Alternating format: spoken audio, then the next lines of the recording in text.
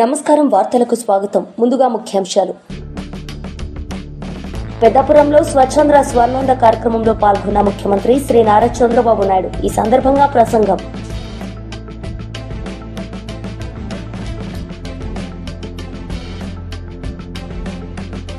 ప్రజాప్రతినిధులకు దక్కాల్సిన గౌరవానికి భంగం కలిగిస్తున్నారు కాంగ్రెస్, ఎంఐఎం పార్టీలని బీజేపీ జిల్లా అధ్యక్షుడు నిరంజన్ యాదవ్ ఆవేదన వ్యక్తం.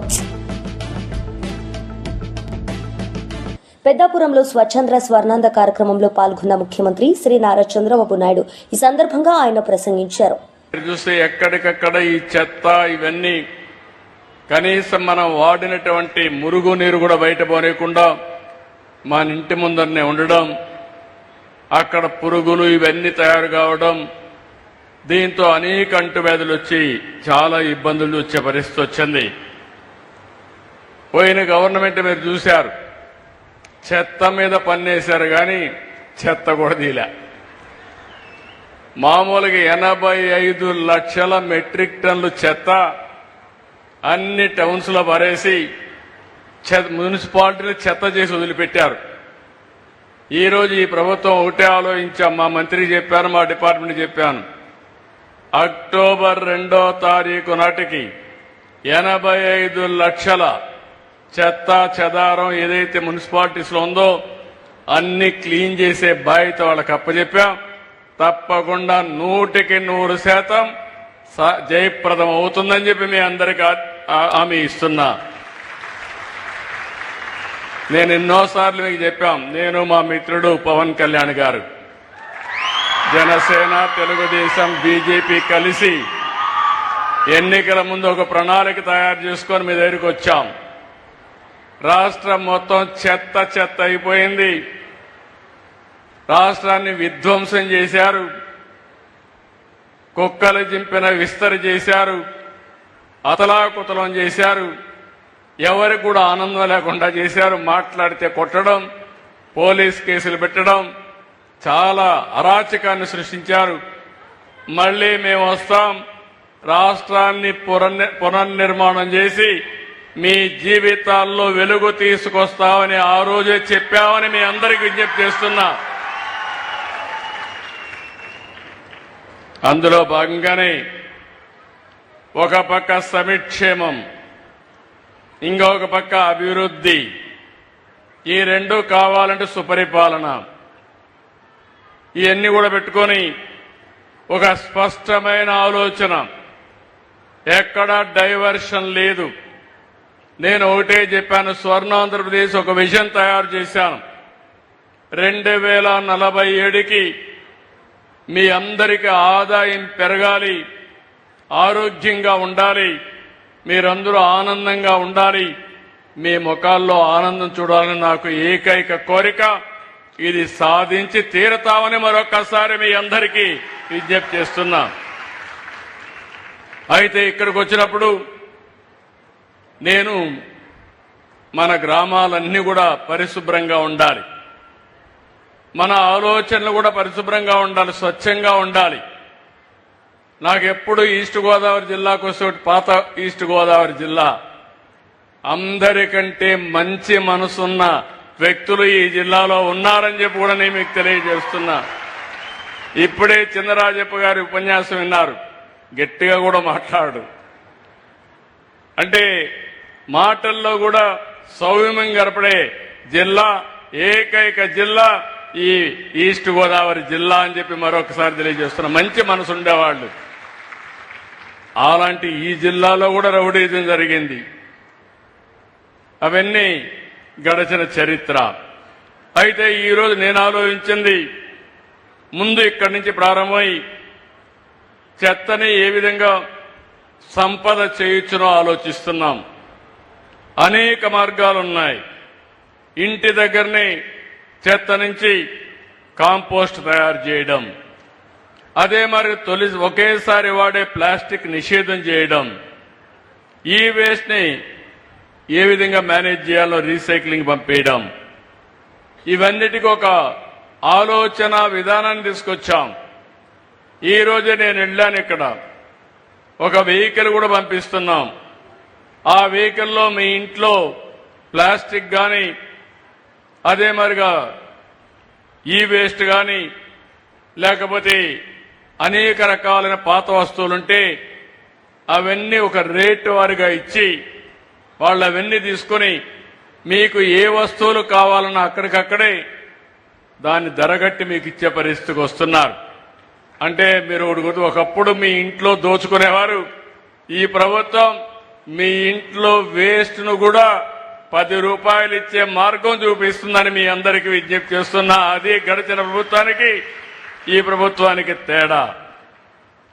ఈరోజు పెద్దాపురంలో తొందరలోనే మన మిత్రులు చెప్పారు 15 మెగావాట్ల సామర్థ్యంతో 330 కోట్లతో వేస్ట్ ఎనర్జీ ఈ జిల్లాలో ఉండే అన్ని మున్సిపాలిటీలు వచ్చి చెత్తంతా తీసుకొచ్చి అందులో నుంచి కరెంటు ఉత్పత్తి చేయబోతున్నాం.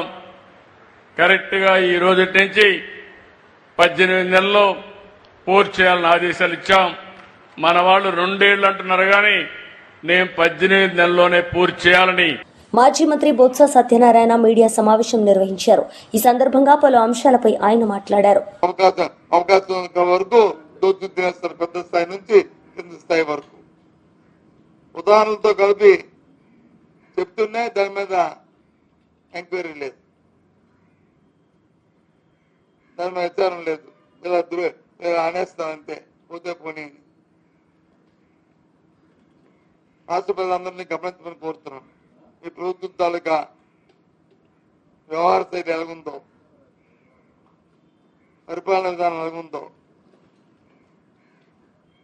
ఇంత దుర్మార్గమైన ఆలోచనతో ఈ కార్యక్రమం జరుగుతున్నాయి. మరి ఎక్కడ సామాన్యుడికి వచ్చి నీడ, సామాన్యుడి రక్షణ కనిపించింది.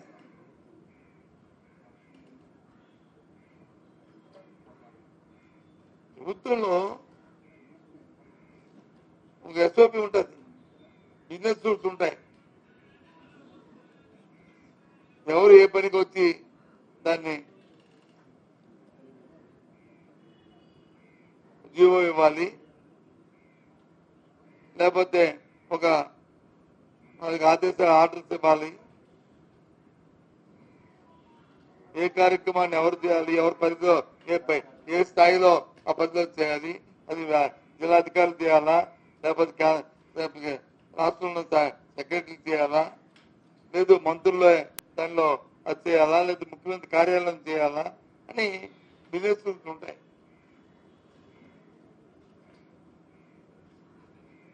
నేను మధ్య చూస్తున్నాను 1-2 ఇష్యూల్లో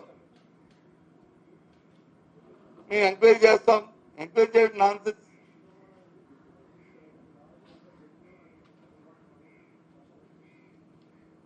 ఎవరు ఎంక్వైరీ చేయాలి? ప్రభుత్వం సంబంధించిన అంశం అయితే, అంటే ప్రభుత్వం అంటే మీన్స్ మంత్రి గారు సంతకం పెట్టడం అది కాకపోతే ఎంక్వైరీ చేయండి, తప్పు కాదు. అది కింద స్థాయిలో జరిగింది కాబట్టి. లేదు సెక్రటరీ స్థాయిలో జరిగితే, కింద స్థాయిలో జిల్లా స్థాయిలో జరిగితే సెక్రటరీ ఎంక్వైరీ చేయడం తప్పు కాదు. మంత్రి స్థాయిలో జరిగింది వచ్చి మంత్రి ఎంక్వైరీ చేస్తానని చెప్తారు, అంటే చెవులో పువ్వు పెడతారు. సెక్రటరీ స్థాయిలో జరిగింది వచ్చి నేను ఎంక్వైరీ చేస్తాను లేదు. సెక్రటరీ స్థాయిలో ఎంక్వైరీ నాన్.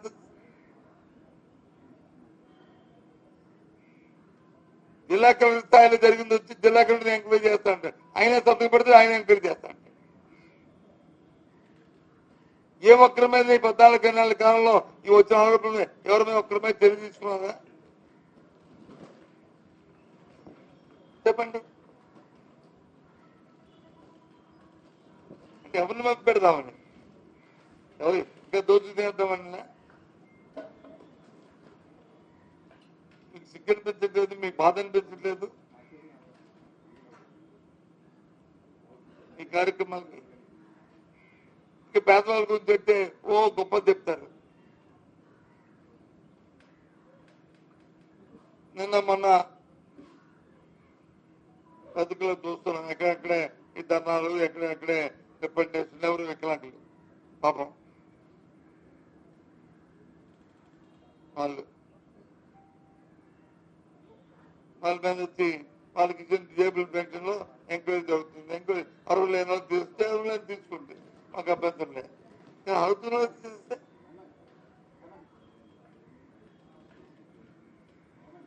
ఈ రాష్ట్రంలో 7,70,000 వికలాంగుల పెన్షన్లు ఉన్నాయి.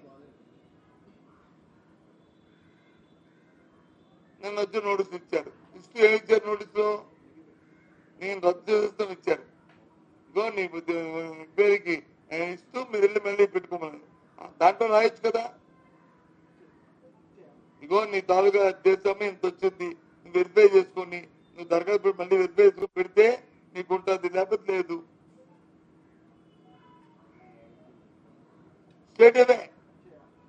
బీఆర్ఎస్ లీడర్ మీడియా సమావేశం నిర్వహించారు. ఈ సందర్భంగా పలు అంశాలపై ఆయన మాట్లాడారు. విపరీతమైనటువంటి డెంగ్యూ మలేరియా లాంటి జ్వరాలతో వేలాది మంది గ్రామాలే ఇవాళ హాస్పిటల్లో అడ్మిట్ అవుతున్న పరిస్థితిని మనం చూస్తున్నాం. మీడియా మిత్రులారా ఎక్కడైనా గమనించండి. హైదరాబాద్ నేను ఉదయం కూడా ఎందుకైనా మంచిది మీడియా సమావేశం పెట్టే ముందు మరి కనీసం ముఖ్యమంత్రి ఉంటున్నా, చీఫ్ సెక్రటరీ ఉంటున్నా, గవర్నర్ ఉంటున్నా హైదరాబాదు నడిబొడ్డులైనా ఎక్కడైనా బజార్లు బాగున్నాయా అని నేను పొద్దున 5 గంటలకు లేచి వాకింగ్ కొన్ని బజార్లకు వెళ్ళడం జరిగింది. అనేక కీలకమైన ప్రాంతాలు కూడా స్ట్రీట్స్ కూడా చూసాం. హైదరాబాదు నగర నడిబొడ్డు నుంచి మొదలుకుంటే మా మహబూబాబాద్ లాంటి జిల్లా కేంద్రంలోని మున్సిపాలిటీతో పోల్చుకుంటే మా స్వగ్రామాల్లో చిన్న పల్లె వరకు కూడా ఎక్కడ చూసినా కూడా గత 10 సంవత్సరాలలో ఎన్నడూ కూడా ఇంతటి దుర్గంధమైన పరిస్థితులు మనం చూడలే. డ్రైనేజీల వ్యవస్థ బాగలేదు, పని వాళ్ళకి జీతాలు లేవు, గ్రామ పరిపాలన సంబంధించి అత్యంత కీలకమైన ట్రాక్టర్లు మనం ఇచ్చాం. ఇవాళ ట్రాక్టర్ల పరిస్థితి చాలా ఘోరంగా ఉంది. ట్రాక్టర్లు ఇవ్వలేక వాటిని మెయింటైన్ చేయలేక, డీజిల్ ఇవ్వలేక ఇగో ట్రాక్టర్స్ మొత్తం రాష్ట్ర వ్యాప్తంగా సరెండర్ చేస్తారు. ఈ ట్రాక్టర్లు మేము మెయింటైన్ చేయలేం, డ్రైవర్ జీతం మేము ఇవ్వలేం, ఈ ట్రాక్టర్ల పోషణ మేము చేయలేం, ఈ డీజిల్ మేము పోయలేమని చెప్పని ట్రాక్టర్ల సరెండర్ చూస్తున్నాం. గ్రామ పంచాయతీలకు బిల్లులు లేక మహాప్రభు బిల్లులు ఇవ్వండి మేము చేస్తున్నామని చెప్పని అక్కడ గ్రామ పంచాయతీలో పల్లెలు చూస్తున్నాం. పల్లెల్లో పడికేసిన పాలన చేతిలో చిల్లిగవ్వలేదు. పనిచేసే గ్రామ కార్యదర్శుల సమ్మెలు చేస్తున్నారు. మాకు ఏ రకమైన పట్టింపులు లేవు, జీతాలు లేవు, మెయింటెనెన్స్ సంబంధించి ఏ రకంగా అవకాశాలు లేవని చెప్పని మేము మెయింటైన్ చేయలేకపోతున్నామని గ్రామ కార్యదర్శులు కూడా సమ్మె బాటలు పడుతున్నారు. మనం పల్లెలో చూసాం, ప్రకృతి వనం అని పెట్టాం, మెయింటెనెన్స్ లేదు, చెట్లు ఎండిపోతున్నాయి, నీళ్లు లేదు, పోషణ లేదు, వర్మి కాంపోస్ట్లు అయిపోయినాయి, వాటర్ ట్యాంకులు తుప్పుపట్టిపోతున్నాయి. అన్ని గ్రామాల్లో ఉన్న ట్రాక్టర్ల వ్యవస్థ మొత్తం మెయింటెనెన్స్ వ్యవస్థ కూడా అంత పోయింది. డబ్బులు లేవు, ఏం చేయాలంటున్నారు. మేము కలెక్టర్లను అడుగుతున్నాం ఏంది దుర్మార్గం అని. మనం మా మహిబాద్ జిల్లా కేంద్రంలో తిరిగాం. ఎక్కడ స్వతంత్రం వచ్చిన కంచెలు కూడా అంత దుర్మార్గమైనటువంటి పరిస్థితిని చూడలే. అంతటి పరిస్థితికి కారకం ఏంటి అంటే కేంద్ర నిధులు లేవు, రాష్ట్రానికి రావాల్సిన గ్రామ పంచాయతీలకు సంబంధించి కానీ మున్సిపాలిటీలకు సంబంధించి కానీ ఎన్నికలకు జరగలేదు కనుక ఫైనాన్స్ కమిషన్ నుంచి రావాల్సిన కేంద్ర నిధులు రావడం లేదు. కారణం ఏంటంటే ఎన్నికలు పెట్టకపోవడం వల్ల అనేది ఇక్కడ ప్రధానమైనటువంటి విషయం. ఒక్కటే సూటిగా ప్రశ్నిస్తున్నా, 20 మాసాలుగా ఎందుకు ఎన్నికలు పెట్టలేదు? కారణం ఏంటి? ఎన్నికలు పెట్టకపోవడానికి కారణం ఏంటి? ఈ మధ్యకాలంలో చెప్పేదేంటి? 42% బీసీ. ప్రజలు గెలిపించిన నియోజకవర్గాల్లో జరుగుతున్న అభివృద్ధి కార్యక్రమాల్లో ప్రజాప్రతినిధులకు దక్కాల్సిన గౌరవానికి భంగం కలిగిస్తున్నారు కాంగ్రెస్. ఎంఐఎం పార్టీలని బీజేపీ జిల్లా అధ్యక్షుడు నిరంజన్ యాదవ్ ఆవేదన వ్యక్తం చేశాడు. BJP MLC Shri AVN Reddy పేరు శిలాఫలకంలో లేకపోవడంపై, ప్రోటోకాల్ పాటించకుండా ఇతర వ్యక్తుల పేర్లు చేర్చడంపై ఆయన తీవ్ర అభ్యంతరం వ్యక్తం చేశారు. వెంకటనారాయణ రెడ్డి కూడా ఎక్కడో కాదు, మా భాగ్యనగర్ జిల్లాలో ఉంటాడు, మలక్పేట అసెంబ్లీలో ఉంటాడు. ఇదే కాన్స్టిట్యూన్సీలో ఉంటాడు మలక్పేట.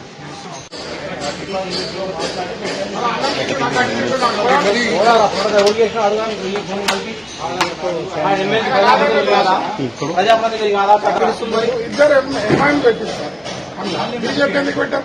వాళ్ళు కూడా ఎమ్మెల్సీ కదా, వీళ్ళని పెట్టనియారు సార్. వాళ్ళు చెప్పింది డిక్టేట్, వాళ్ళు ఎట్లా చెప్తే అట్లా వినాలి. ఈయన పానం ఎంత జోనల్ కమిషనర్ ఎట్లా చెప్తే అట్లా వింటాడు. ఇలాదేమో చెప్పాలి. మా ఎమ్మెల్సీ లేడా? 3 ఉమ్మడి జిల్లాలు ఆయన కానీ ఏం లాభం, ఆయనకి ఏం గెలవనే సార్. ఆయన అలా చెప్పింది ఇంప్లిమెంట్ చేస్తారు సార్.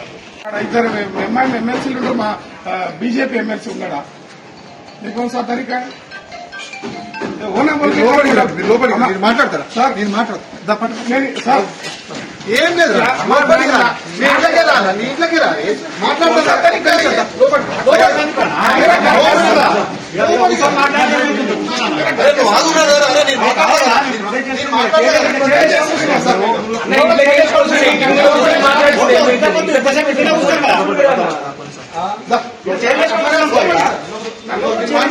నన్ను గేట్ వేసి లాక్ చేయాలి. కూర్చొని నీ ముందరే కూర్చుంటారు. రోడ్డు మీద ఎందుకు లోపల కూర్చొని మాట్లాడదు. ముందరే కూర్చుంటారు. ఇట్లాగా సార్ నేనేమంటున్నా, నువ్వు అన్న మాటలే మేము అందరం కట్టుబడినాం, ఒప్పుకున్నాం. సరే ల్యాండ్ ఆర్డర్ ఏరియా మీరు చెప్పింది సరే, మీతో పాటు సహకారం. మరి ప్రోటోకాల్ ఎక్కడ పాటించారు?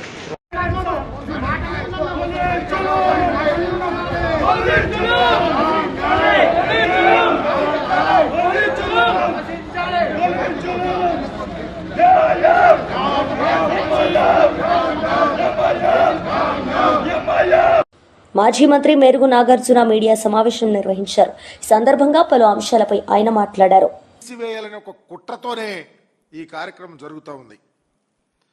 పెద్ద నాటకం ఏంటంటే, మేము చనిపోయిన వాళ్ళే తీస్తున్నాం, వైసీపీ అనవసరంగా రాద్ధాంతం చేస్తుంది అని కూటమి ప్రభుత్వంలో నాయకులు చెప్తా ఉన్నా. నేను అడుగుతా ఉన్నా, ఒక్కసారి కళ్ళు లేని కబోజుల్లాగా ఉండద్దు.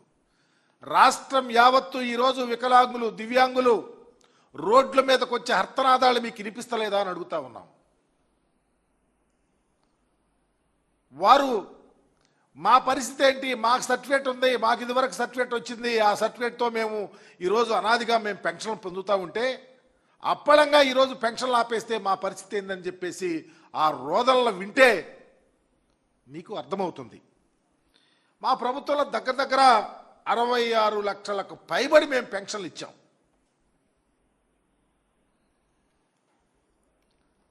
మీరు ఈరోజు దరిదాపు 5 లక్షల పైబడి పెన్షన్లు తీసేస్తానికి కార్యక్రమాన్ని రూపొందించుకు తీస్తూ ఉన్నారు. గత ప్రభుత్వంలో మీరు ఎన్ని పెన్షన్లు ఇచ్చారో తెలుసా? 30 లక్షల పెన్షన్లు ఇచ్చారు. మీకు మాకు తేడా, మీ ముఖ్యమంత్రి గారికి మా ముఖ్యమంత్రి గారి హృదయానికి తేడా, ప్రజల మీద ఉన్నటువంటి కమిట్మెంట్, దివ్యాంగుల మీద, వృద్ధుల మీద, వికలాంగుల మీద, విధవరాండ్ల మీద ఉన్నటువంటి కమిట్మెంట్ ఏంటో అర్థం చేసుకోమని నేను ప్రభుత్వాన్ని అడుగుతా ఉన్నా. ఎంత దారుణం అంటే, ఇదివరకే పెన్షన్ ఇవ్వాలంటే మీ ప్రభుత్వంలో ఎవరన్నా చనిపోవాలా, అది చనిపోయినాక చాలా కాలం కాళ్ళు అరిగితే తప్ప కొత్త పెన్షన్ ఇచ్చే పరిస్థితి లేదు. కానీ జగన్మోహన్ రెడ్డి గారు వచ్చిన తరువాత ఈ రాష్ట్ర చరిత్రలో వృద్ధులకు, వికలాంగులకు, దివ్యాంగులకు, విధవరాండ్రకు సంబంధించి 5 రోజుల్లో అప్లికేషన్ పెడితే పెన్షన్ వెరిఫికేషన్కి వచ్చి పెన్షన్లు ఇచ్చినటువంటి చరిత్ర ఈ రాష్ట్రంలో ఉంది. ఇదివరకు పెన్షన్ ఇవ్వాలంటే 65 ఏళ్ళు, మీ టైంలో 60 సంవత్సరాలకు తీసుకొచ్చాం. ఈరోజు నిజంగా సదరన్ క్యాంపులు మీ టైంలో 52 సదరన్ క్యాంపులు ఉండేవి. 171 సదరన్ క్యాంపులు పెట్టి త్వరితగతిని వారికి లబ్ధి చేకూరే నిజమైనటువంటి లబ్ధిదారులుగా ఎవరు ఉంటున్నారో వారికి ఇచ్చినటువంటి చరిత్ర ఈ రాష్ట్రంలో జగన్మోహన్ రెడ్డి గారి ప్రభుత్వానికి ఉంది. మీ ప్రభుత్వంలో పెన్షన్కి వెళ్ళాలంటే వాడు కదలలేని వాడైనా, కుంటివాడైనా, గుడ్డివాడైనా వాళ్ళు ఏ పరిస్థితిలో ఉండదు మీరు చూసేది కాదు. వెళ్ళాలి మరలా ఎక్కడ పెన్షన్ ఇస్తున్నారో బ్యాంకు లేకపోతే పెన్షన్ ఇచ్చేసి ఆడకెళ్ళి. కానీ మా ప్రభుత్వం అలా చేయలా. 1వ తారీఖున ఉదయాన్నే 5 గంటలకి ఇంటికి వచ్చి తలుపు తట్టి మా వాలంటీర్ల ద్వారా ఈ రాష్ట్రంలో పెన్షన్లు పంచి వాళ్ళ యొక్క కుటుంబాల మనోధైర్యం పెంచినటువంటి ప్రభుత్వం వైఎస్ఆర్ కాంగ్రెస్ పార్టీ ప్రభుత్వం. జగన్మోహన్ రెడ్డి గారి యొక్క ఆలోచన, ఆయన మనసులో ఉన్నటువంటి ఆలోచన ఇంప్లిమెంట్ చేసి ఈ రాష్ట్రంలో ఉన్నటువంటి ప్రజానీకానికి ఉపయోగం పడినటువంటి పరిస్థితిని మర్చిపోకూడదని చెప్తా ఉన్నా. మేము పెన్షన్లు ఇవ్వాలనే తపన, ఆదుకోవాలనే తపన, ఎవరికి అన్యాయం జరగకూడదని తపన, అర్హులు లబ్ధిదారులు ఎవరు ఉంటే వారికి అర్హతే ప్రామాణికంగా ఇవ్వాలనే తపనతో మా ప్రభుత్వం. ఎమ్మెల్యే చింతమనేని ప్రభాకర్ మీడియా సమావేశం నిర్వహించారు. ఈ సందర్భంగా పలు అంశాలపై ఆయన మాట్లాడారు. తీసుకొచ్చిన ఇంటికాడ ఏమి చేయాలో చేతగాక దిగబెట్టినటువంటి సంఘటనలు మర్చిపోయావా నాని అని అడుగుతున్నా. ఏదో పవన్ కళ్యాణ్ గారిని, చంద్రబాబు నాయుడు గారిని, లోకేష్ బాబు గారిని వాళ్ళ మీద నోరు పారేసుకుంటున్నావు. ఏదో నీవేదో పెద్ద సత్యహరిచంద్రుల్లాగా నీ మీదేమీ మచ్చలు లేనట్లు. కనీసం నీ భార్యను కూడా కేసులు ఇరికిచ్చావు నువ్వు చేసిన తప్పుడు పని వల్ల, నువ్వు చేసిన దోపిడీ వల్ల. నువ్వు యాంటిసిపేటరీ బెయిల్ తెచ్చుకునేది వరకు నువ్వు ఎక్కడికి పారిపోయావు? నీకు తెలీదా? కేసులు పెడితే పెట్టండి అని అంటున్నావు ఏంటి? తప్పు చేసిన వాడు తప్పనిసరిగా చట్టం ముందు, న్యాయస్థానం ముందు ముద్దాయిగా నిలబడాల్సిందే. ఒకరోజు వెనకవచ్చేమో, ఒకరోజు ముందవచ్చేమో, నువ్వు కాదు ఎవడు ఎవరిని కూడా కాపాడలేని పరిస్థితి. నీ నాయకుడికే ఈ రోజున 33 కేసులు ఉన్నాయి. 33 కేసుల్లో 11 సిబిఐ పెట్టింది, 7 ఈడీ పెట్టింది, మిగిలినవన్నీ మామూలు కేసులు. ఈ కేసులన్నీ కూడా మీ నాయకుడు దాచేస్తే వచ్చినటువంటి కేసులు. మా మీద పెట్టిన కేసులు, మా నాయకుడి మీద పెట్టిన కేసులు పెట్టుడు కేసులు. రాజకీయంగా మమ్మల్ని ఎదుర్కోలేక అణగదొక్కటానికి నువ్వు పెట్టించినటువంటి కేసులు జగన్మోహన్ రెడ్డి అని చెప్పి ఈ సందర్భంగా తెలియజేస్తున్నాం. ఒక్కసారి ఆలోచించేయి, అసలు కొల్లేరులో ఏం జరిగింది? ఎందుకు? ఎవరు చేపల చెరువులు ఎవరు అనుభవించారు? చేపల దొంగ అబ్బాయి చౌదరి అవునా కాదా? ఇతను చేపల చెరువుల దగ్గర చేపలు పట్టేసుకున్నాడా లేదా? ఇతను వాళ్ళని ఇబ్బంది పెట్టాడా లేదా? లేకపోతే అసలు ఎప్పుడన్నా ఉందా? మన జిల్లాలో ఎవరి దగ్గరైనా ఉందా? ఈ ఒక్క విషయం తప్ప ఎక్కడన్నా ఎలాంటి సంఘటనలు జరుగుతున్నాయా? 175 మంది మీ పార్టీ వాళ్ళు ఉన్నారు, ఓడిపోయిన వాళ్ళు కానీ గెలిచిన వాళ్ళు కానీ. ఎక్కడా లేనటువంటి విచిత్రమైనటువంటి సంఘటన దెందులూరులోనే ఎందుకు జరుగుతుంది అని అడుగుతున్నా. ఆ ప్రశ్నకు సమాధానం చెప్పండి. మీ కార్మూరి నాగేశ్వరరావు ఎక్స్ మినిస్టర్ ఉన్నాడు, అడగండి వాస్తవం ఏంటో. మీ కన్నబాబు ఉన్నాడు ఎక్స్ మినిస్టర్, అడగండి వాస్తవాలేంటో. పక్కన వాసుబాబు ఉన్నాడు, ఉంగుటూరు మాజీ ఎమ్మెల్యే, వాసుబాబుని అడగండి. ఇప్పుడు నువ్వు పెట్టుకున్నావు కదా జేపీని, ఏలూరులో జేపీని అడగండి. మీ వాడు తప్పులేదా? మీ దోళ నాగేశ్వరరావు అని చెప్పమనండి. గుండె మీద చేసుకుని ఇతను దోపిడీ చేయలేదు, తప్పు చేయలేదు అని.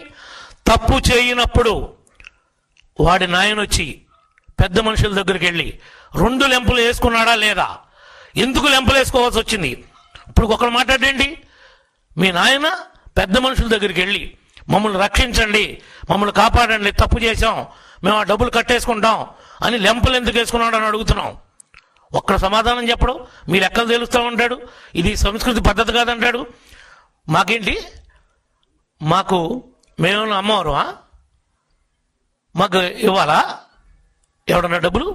మేము అట్ట మీ వాళ్ళలాగా డబ్బులు బల్ల కింద చేతులు పెట్టి నొక్కేయటం మాకు అలవాట? మీకు అలవాటు, మీ పార్టీకి అలవాటు, మీ నాయకుడికి అలవాటు. మీ పార్టీ సిద్ధాంతమే దోపిడీ సిద్ధాంతం, దోచేయటం సిద్ధాంతం. మీరు మమ్మల్ని మాట్లాడేటువంటి నైతిక అర్హత మీకెవరికి లేనే లేదని చెప్పి ఈ సందర్భంగా తెలియజేస్తున్నాం. నువ్వేదో అదే మా పార్టీ వాళ్ళకి. వార్తలు ముగించే ముందు ముఖ్యాంశాలు మరోసారి. పెద్దపురంలో స్వచ్ఛంద్ర స్వర్ణాంద కార్యక్రమంలో పాల్గొన్న ముఖ్యమంత్రి శ్రీ నారా చంద్రబాబు నాయుడు. ఈ సందర్భంగా ప్రసంగం.